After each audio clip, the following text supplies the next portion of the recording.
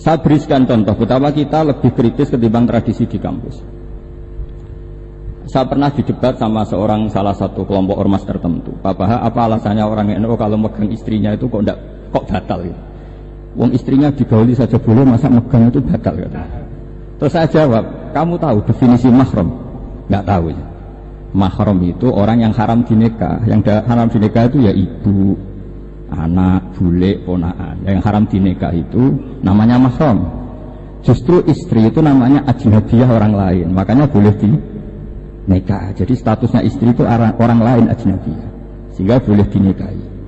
Kalau mahram malah nggak boleh dinikah. Mereka akhirnya sadar, oh ternyata selama ini keliru. Membahasakan istri mahram itu keliru. Ya terus akhirnya dia jadi Syafi'i dadaan tadi. Itu sebetulnya kalau pakai ilmu logika maupun sosial apa saja, baik sosial ilmiah maupun sosial budaya, kita ini jauh lebih unggul ketimbang tradisi mereka. Misalnya begini, dulu di era Umar bin Abdul Aziz ada yang memberi gelar Khamisul Khulafa. Ini yang dikutip Mizan Kubro Imam Sya'rani. Beliau menunjukkan begini, idza ra'aitum jama'atan yatanajawna sirran fima bainahum fi amri dinihim, itu fasyadu anna dzalika dhalalun wa bid'atun. Jika kamu melihat satu komunitas tertentu yang bisik-bisik agama tapi di grupnya mereka sendiri tanpa melibatkan kelompok lain yang mungkin a'lama minhum, lebih alim, maka itu sesat, dhalalun wa bid'atun. Sehingga dulu itu sudah ada tradisi konsensus ilmiah. Konsensus ilmiah itu diputuskan oleh konsensus yang min ahli ilmi. Sehingga orang yang tidak ngalim itu ya konangan. Kalau sekarang tidak pati konangan, tahu-tahu ada orang nggak jelas juntrungannya punya majelis tafsir, yang bisa saja kindel tikus itu halal. Hanya karena berdasar dalil, misalnya kula ajidu fima ufiya ilayya muharraman ala ta'imi yat'amuhu illa yakuna wa maitatan aw damam masfuhan aw lahma khinzir, sehingga dianggap yang halal itu banyak, yang haram hanya 3. Saya pernah ketemu di antara mereka, tanya, apa betul Gus Bak menurut Islam begitu? Terus saya baca di antara ciri Nabi itu yang ada di kitab Taurat dan Injil itu wa yuharrimu alaihimul khaba'is. Jadi kadang mawadi'ul halal wal haram itu tidak disebut di halal haram, tapi disebut di sifatun Nabi. Sifatnya Nabi adalah wa yadau anhum israhum wal aghlal allati kanat alaihim. Di antara sekian sifat itu wa yuharrimu alaihimul khaba'is, dan Nabi mengharamkan sesuatu yang menjijikkan. Nah kira-kira itu cindel tikus itu kalau sampean dakok di ruang tamu menjijikkan enggak? Ya jijik, ya sudah haram saja kata saya. Akhirnya sebagian mereka ya tobat, mau ngaji sama ahlinya. Dulu ketika Imam Malik ngarak Muwatta, itu beliau ngendikan, dan ngendikan itu saya hafalkan. Ini ada di kitab Al-Manhalul Latif, juga dikutip Gus Najih dalam kitabnya At-Tajridul Musaffa. Aradtu kitabi hadza ala sab'ina faqihan min fuqaha il-Madinah. Fakulluhum wato'ani fasamituhu al-Muwatta. Kitab ini sudah saya tasihkan ke 70 ahli fikih di Madinah. Kemudian semuanya setuju. Fakulluhum wato'ani, semuanya sepakat. Fasamituhu al-Muwatta. Maka kitab ini saya namain al-Muwatta, yang disetujui. Sehingga kita tidak boleh menjadi orang-orang alim humul sendiri, dewean, terus dikultuskan santrinya, serambutnya gondrong, terus muridnya jari dulang Nabi Khidir, sekambine kok kali Jogo itu, terus terkenal wali itu. Ini kalau kita begitu bahaya. Makanya saya senang model pendidikan Anwar. Ilmu itu dikonsensuskan. Siapa yang alim ditakrib, di mu'in, ada debat, ada macam-macam. Sehingga yang terbaik, baik secara ilmu maupun perilaku, dituakan. Ini penting. Kalau ilmu tidak dikontrol itu repot. Saya berikan contoh betapa kita lebih kritis ketimbang tradisi di kampus. Saya pernah didebat sama salah satu kelompok ormas tertentu. Apa alasannya orang NU kalau megang istrinya itu kok batal gitu. Wong istrinya digauli saja boleh, masa megang itu batal gitu. Terus saya jawab, kamu tahu definisi mahram? Nggak tahu ya. Mahram itu orang yang haram dinikah. Yang haram dinikah itu ya ibu, anak, bule, ponaan. Yang haram dinikah itu namanya mahram. Justru istri itu namanya ajnabiyah, orang lain. Makanya boleh nikah. Jadi statusnya istri itu orang lain ajnabi, sehingga boleh dinikahi. Kalau mahram malah nggak boleh dinikahi. Mereka akhirnya sadar, oh ternyata selama ini keliru. Membahasakan istri mahram itu keliru. Ya terus akhirnya dia jadi Syafi'i dadaan tadi. Pernah juga ada seorang kiai yang kepikiran mau mengharamkan atau menganggap ada fidah kalau orang haji itu rokok. Rasanya kalau kata pakar-pakar kuwetar itu cengkeh itu wangi. Kalau cengkeh wangi berarti kalau haji rokok itu artinya pakai apa? Wangi. Itu hampir saja deal. Karena ya memang cengkeh itu wangi. Kemudian diingatkan sama kiai yang lain. Anda berani fatwa kalau orang Jumatan sunat ngerokok karena pakai pewangi? Terus, wah iya, tidak jadi. Jadi ini pentingnya ilmu itu konsensus. Sehingga saya bicara di sini pede bukan karena saya merasa benar, tidak kan nanti ada yang nasrah ini. Kalau benar ya sampean dukung, kalau salah ya tinggalkan saja, biasa saja. Karena kalau sampean sama-sama tadi saya sudah bilang tahta topkotin wahidah, kita tahta saifin wahid, tahta mursidin wahid. Saya pikir ilmu saya dan sampean ya undi lah. Kita beda jauh kan dengan Gus Naji karena beliau alim, bisa ngarang kitab banyak. Kalau saya dengan kan ya sama-sama nggak jelas gitu. Ya sudah pokoknya santai-santai saja. Pokoknya rileks saja. Yang jelas saya datang ke sini itu mau cerita kebanggaan saya sebagai orang pesantren, produk pesantren kalau kata Gus Barat tadi. Di kampus itu saya berkali-kali ketemu dokter, profesor, dan mereka umumnya itu orang-orang yang galau, yang gelisah. Dan lucunya itu mereka memposisikan saya sebagai penasihat. Karena apa? Memang ilmu pesantren itu unik. Ilmu yang bisa menjawab problem apa saja. Mereka misalnya tanya begini, Pak Bahak, saya ini orang kampung. Yang bapak saya itu utun, kan? Utun itu lugu. Bisa menjadikan saya doktor, saya jadi dekan, saya jadi rektor. Tapi setelah di kota, dengan sekian ilmu yang saya pelajari dari Eropa, dari Amerika, sekedar anak saya tidak narkoba itu sudah susah. Kok ranking? Nggak dengar anak saya ditangkap BNN itu sudah senang saya. Artinya apa? Dia sadar ternyata kearifan lokal yang dididik para kiai menjadikan anak-anaknya jadi profesor, jadi dokter. Tapi dengan ilmu kedoktorannya orang menjadikan anaknya ranking itu susahnya bukan main. Karena nggak ada kearifan. Ilmu yang mereka anggap adalah dianggap ya, tentu tidak hakikat, eksak. Eksak saja sebetulnya tidak juga subjektivitas mereka. Misalnya begini, ini contoh sekian. Pernah saya lomba cepet-cepetan matematika. Kalau saya kan pernah dimintai konsultan sebagai badan Basnas Nasional. Mereka kalau ngitung ya zakat tijarah itu 2,5%. Mungkin zakat ziro'ah berapa? 10% atau 20%. Kangkang yang di sini tak pikir itu mesti bingung karena gaya porogabet itu mesti raiso. Dan mereka tak tantang, coba jenengan bikin porogabet saya pakai matematika pesantren. Itu cepat saya. Karena matematika kita adalah matematika ummi. Ummi itu orang Arab. Ummiin. Enggak usah diterjemah apa, sudah ummiin saja. Ummiin itu keibu-ibuan lugu. Jadi kalau nggak bisa itu ya terlalu.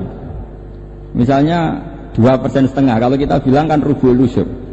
Ya sudah 1.000 itu diusurkan dulu menjadi 10. Setelah 10 itu kan misalnya ya 1.000 berarti usurnya 100. Ya kan? Setelah 100 cari rubuknya berapa? 25. Berarti setiap 1 juta 2,5% adalah 25. Mereka masih garap porogabit, saya sudah cepat 1.000 usurnya 100, rubuknya 25. Namanya rubul usur. Begitu juga misalnya kita punya aset 100, nisful usurnya 10, nisfunya berarti 5. Itu rasa porogabit cepat ketimbang sampean porogabit 2,5% kan suwi. Terus dia tanya, Pak matematikanya kok cepat? Dapat ilmu dari mana? Pernah kuliah di mana? Ya saya ngaji di sarang sama Mbah Mun, terus saya ngaji beberapa ilmu. Nah, kelirunya rata-rata santri itu faro itu ya ora seneng. Nah, bulat. Nah ini cerita saja. Jadi kita bisa membuktikan ke khalayak ramai kalau kita tidak kalah. Khawarizm Al-Jabar terkenal di Barat, Avicenna atau Ibnu Sina itu ya dengan ilmu-ilmu umum. Dan mereka fasih sekali menerangkan ilmu medis, ilmu apa. Fasih sekali.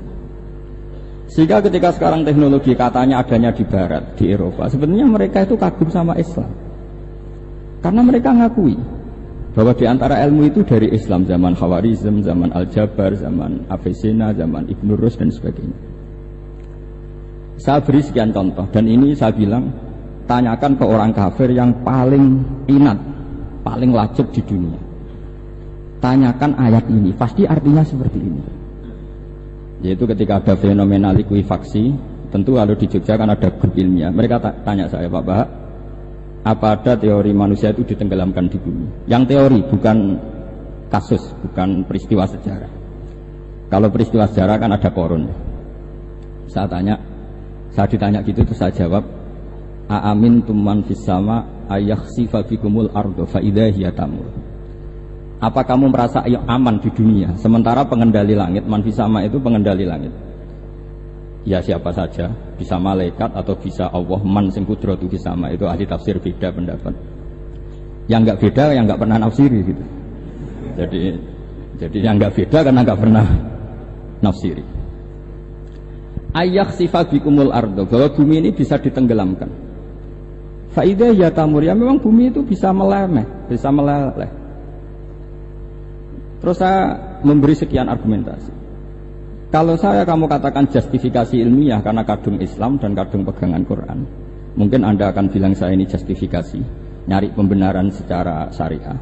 Tanyakan ke ahli lughat yang non muslim, maknanya ayat itu tetap seperti itu. Begitu juga misalnya ayat wal ardi dzatis sodr, dan bumi yang berkarakter bisa retak. Sodkun itu retak. Dulu kita hanya punya contoh, misalnya biji-bijian jagung yang lembek, yang lemah, dan bumi yang keras, atau ketela atau bengkoang itu. Ternyata dengan segala kelemahan ini, biji-bijian ini bisa merekah, dan buminya yang ngalah memberi ruang. Dulu ulama hanya nyontohkan tadi, misalnya kalfinto apa saja yang bisa bumi mengalah dengan proses tumbuhnya tanaman. Tapi itu kan qaulul mufassir. Kenangan saya ngaji ya, makanya saya bangga sekali sebagai murid beliau. Saya memberi gelar beliau Al-Faqih Al-Mufassir. Faqih betul karena beliau putra Abu Zubair yang ma'ruf bil fiqhi. Dan Al-Mufassir beliau itu murid Said Alawi yang ngarang takriran Faidul Khabir itu dengan Habib Muhsin Al-Musawa ini. Ini penting, sanad kita ini penting, dan kita insya Allah sebagai murid tidak akan merusak sanad itu. Hanya merusak sanad itu gurunya alim, baik guru alim terus kita bodoh, itu merusak sanad itu. Saya masih ingat didawi Mbah Mun, wong jagungan rusak sanad. Ibnu Hajar Al-Asqalani ngalim-ngalimi wong, di murid Zakaria Al-Ansori. Beliau di murid Ibnu Hajar terus di murid Fathul Mu'in. Jadi kayak nak di murid ngalim yo isin. Nah kita berlomba-lomba supaya gak misi-misi ini kiai. Ya ini kan kompetisi.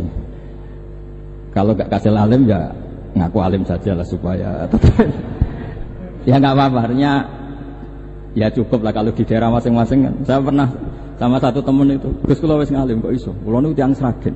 Urip kula teng kaki Joko Samudra. Jadi kok kula ngeten iki pun alim. Ketika dia nakal dan pengurus nyurati orang tuanya, memberitahu kalau anaknya nakal, dia tenang saja. Tak tanya, "Kenapa kamu tenang?" "Bapakku buta huruf." Jadi pengurus nyurati itu ya tenang saja dia, karena dia tahu orang tuanya itu buta huruf. Kok nikmat wae kok kowe niku saya nak. Ya tapi insya Allah barokatuh Syekhina semua itu tetap berkah. Karena itu awal hidayat di daerah masing-masing. Itu tidak perlu alim, sudah hebat itu. Karena ya nggak perlu lah.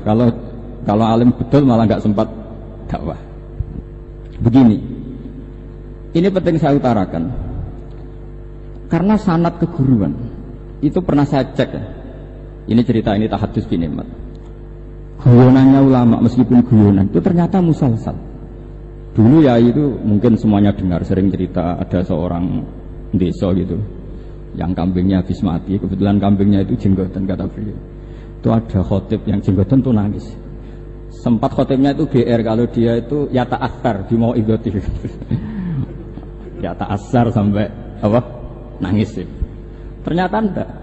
Dia ingat khotib itu ingat kambingnya yang mati. Itu cerita Yai dulu dan diulang-ulang. Ternyata saya baca, kalau sama nggak percaya baca di Al-Fawaid Asyatiriyah atau Al-Fawaid Al-Haramiyah. Itu karangannya Habib Salim Asyatiri. Beliau dekat sekali dengan Gus Najib, pernah nginep di beliau. Itu di karangan beliau sampai cek nanti di qauluhu ta'ala lau adzibannahu adzaban sadidan aw la asfahannahu aw la ya'tiyanni bisultanin.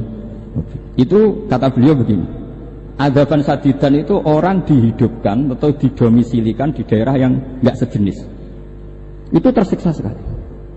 Terus di situ beliau cerita, dulu itu ada orang alim alamah hamilul Quran itu di penjara karena ketemu orang sejenis, santri-santri yang kebetulan itu ada kios politik itu atau gerakan politik. Itu di penjara itu asik saja. Bahkan banyak alumni penjara itu udah hafal Quran. Yang sebelum hafal ada yang bebas, nggak mau bebas karena ingin meneruskan hafalan dengan saking keramatnya tadi orang alim yang hafal Quran. Suatu, nanti kalau nggak percaya nanti dicek. Kitab itu sekarang gampang didapatkan. Al-Fawaid apa? Asyatiriyah atau Al-Fawaid Al-Haramiyah itu namanya. Itu ternyata terus penguasa ini ngerti, ini di penjara kok happy-happy saja malah mulang Quran. Di penjara mek wong bedui sing ora roh wong alim ya ora roh kitab. Ternyata si bedui tadi pertama melihat syekh yang jenggotan tadi, ingatnya sama kambing tadi. Langsung doa, ya Allah saya ingin bebas. Artinya betapa tersiksanya orang dikumpulkan orang yang tidak sejen. Dan guyonan itu ada di Al-Fawaid Asyatiriyah. Betapa ini al-arwah junudun mujannad. Mbah Mun muridnya Sayyid Alawi pernah cerita itu, meskipun dengan analogi kias yang beda. Sayyid Habib Salim Asy'ari itu malah cerita itu ditadwin, dimudawankan, yaitu ditulis di kitab. Itu kan luar biasa. Dan saya punya kitab itu. Kemudian yang sama lagi adalah Yai sering berkeyakinan annal ardo kurawiyah. Meskipun sampean mungkin lihat di video-video nak bumi itu flat, itu orang nggak mau mikir mungkin ya. Annal ardo kurawiyah. Saya percaya beliau karena beliau orang alim dan saya percaya teori falak. Kemudian saya cek di tafsirnya Imam Habib Satiri tadi di ayat watarol jibala tahsabuha jamidatan wa hiya tamurru marras sahab. Kata beliau annal ardo kurawiyah wa anna hadhil ardo tamurru kal jibal atau tamurru mamarul jibal marul jibal. Ketika dia ditanya apa alasannya, watarol jibala tahsabuha, kan ada kata tahsabuha. Tahsabu itu hasibah yahsabu husbanan. Kalau sebagian lughat hasibah yahsibu husbanan. Nah, itu sekarang kata beliau, itu sekarang. Kenapa itu sekarang? Idlah husbana hunaka. Kan ada mufasir yang mengatakan tamurru marras sahab itu nunggu di akhirat. Wa tarol jibala tahsabuha jamidatan wa hiya tamurru marras sahab. Marras sahab itu nunggu nanti di akhirat. Tapi kata Habib Salim Asy'ari tidak di dunia. Idlah husbana hunalika itu akhirat. Di akhirat husban itu kan nyongko, ngiro. Di akhirat semuanya itu ilmul yakin, ainul yakin. Jadi kalau tahsabuha pasti di dunia, karena adanya husban dugaan hanya ada di dunia. Lagi-lagi muwafaqah bainahu wa baina Habib Salim Asy'ari. Dan di situ detail sekali. Cara beliau nulis tafsir, pengalaman ngaji sama Sayyid Alawi, tanggalnya. Begitu juga saya dulu ngaji sama Yai banyak sekali, diantaranya yang saya syukur sekali yaitu tadi ulumul Quran. Dulu di MGS yang ngajar Faidul Khabir beliau sendiri, dan kita syukur sekali. Jadi ini pengalaman-pengalaman kita sebagai murid, sebagai penerus.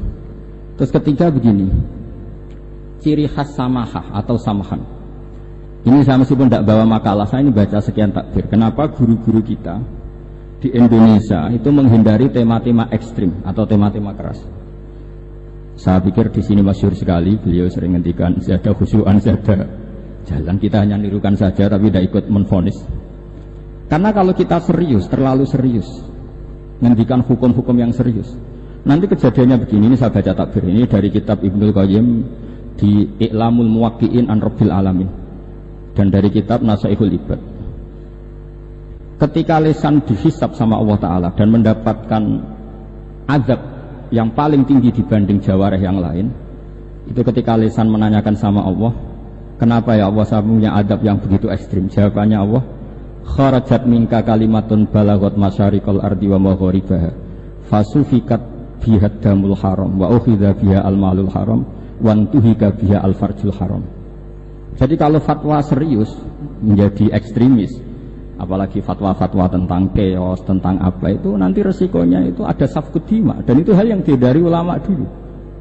Kamu jangan pernah fatwa dengan meluncurkan satu kalimat yang dengan kalimat itu bisa saja sufika biha adamul haram. Orang-orang yang enggak berumati harus terbunuh dan sebagainya dan sebagainya.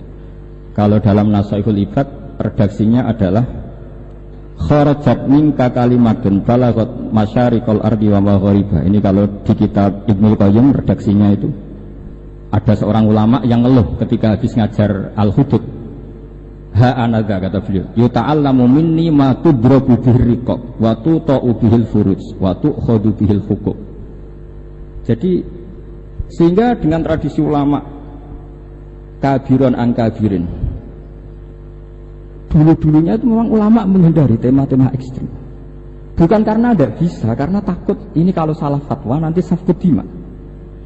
Dan itu yang dilakukan Said Hasan bin Ali ketika beliau konflik, ya dengan tanda kutip konflik dengan Muawiyah. Kata beliau, bisa saja ini hak rajulin, ya sudah tak kembalikan ke dia.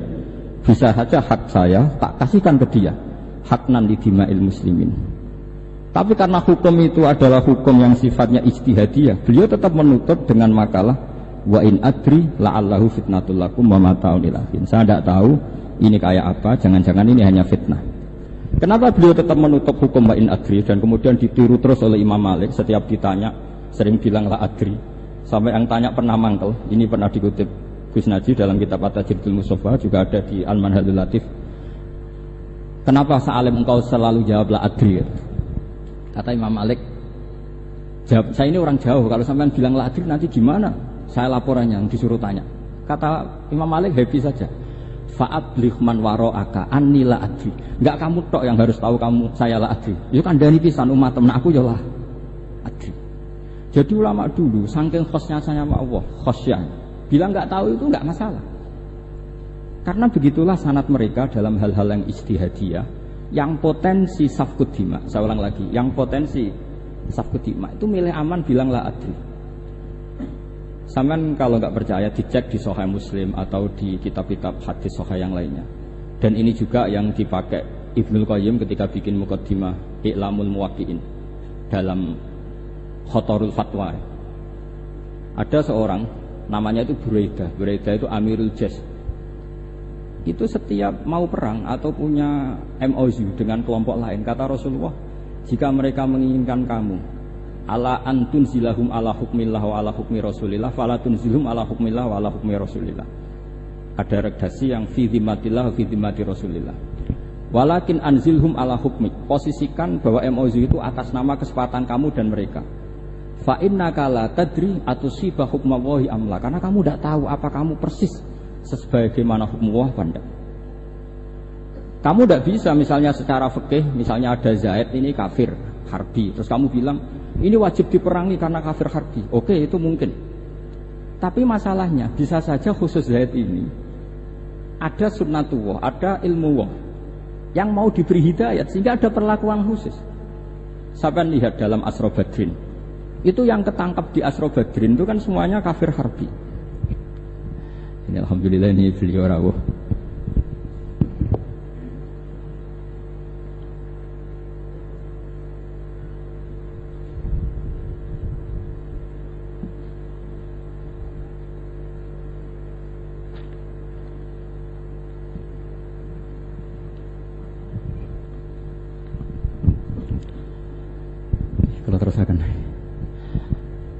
Itu di Asra Badrin itu kan semua yang ketangkep itu adalah orang-orang yang dulu kafir harbi, termasuk mimpinihim ada Said Abbas. Tapi ketika itu jelas-jelas pernah kafir harbi ikut perang Badar. Ini pentingnya muqabalah. Apa? Abu Bakar usul dimaafkan, Umar usul darbur riqab. Apa tanggapan Rasulullah SAW ketika masaluka ya Abu Bakrin masalu Ibrahim? Qala faman tabi'ani fa innahu minni wa man asani fa innaka ghafurur rahim. Wa masaluka ya Umar masalau Nuh. Qala rabbil la tazar 'alal ardi minal kafirina napa dayar. Dan apa yang dilakukan Rasulullah? Beliau memilih pendapatnya Abu Bakar. Dan apa yang terjadi? Said Abbas dan beberapa sahabat menjadi Islam. Wa hasuna islamuhu. Artinya gini, jadi betapa dalam menganalisis satu hukum sosial, karena ini manusia, Saya ulang lagi, karena ini manusia itu susah sekali. Makanya dalam banyak hal sikap-sikap Rasulullah itu dipandu oleh Allah tentu. Ada ayat laisa laka minal amri syai'un aw yatuba 'alaihim aw yu'adzibahum. Makanya saya mohon sekali ini para santri, khususnya santri alumni Almar, mohon belajar itu tafsir Munir itu detail.